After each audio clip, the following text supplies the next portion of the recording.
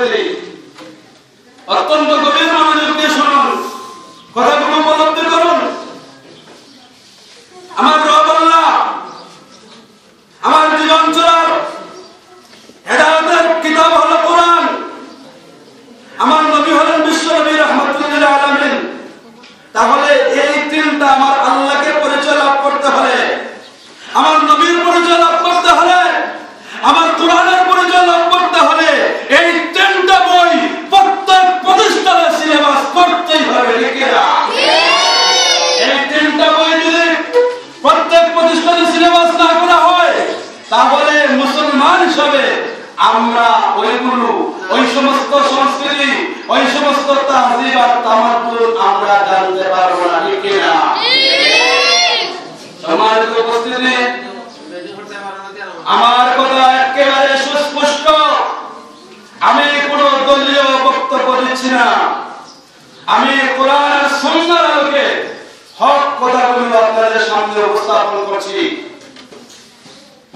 আমি বলতে চাই যে আল্লাহ রাব্বুল আলামিন আমাদের রব, এটা আমরা স্বীকার করলাম, এটা আমরা মেনে নিলাম, এটাই হলো আমাদের ঈমান।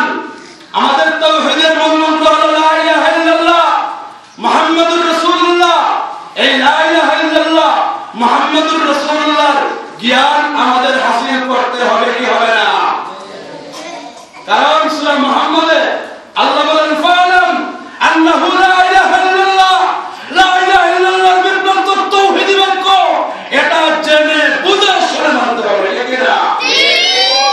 তাহলে লা ইলাহা ইল্লাল্লাহ তো বুঝতে হবে, এটা জ্ঞান হাসিল করতে হবে। এটা জ্ঞান না হাসিল করলে এটা বুঝা এবং মানা যাবে না, বুঝাও যাবে না।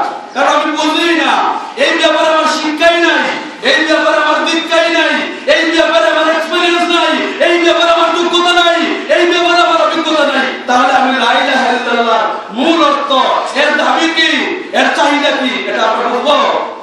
এটা বোঝার জন্য কোরআন রিসার্চ করতে হবে।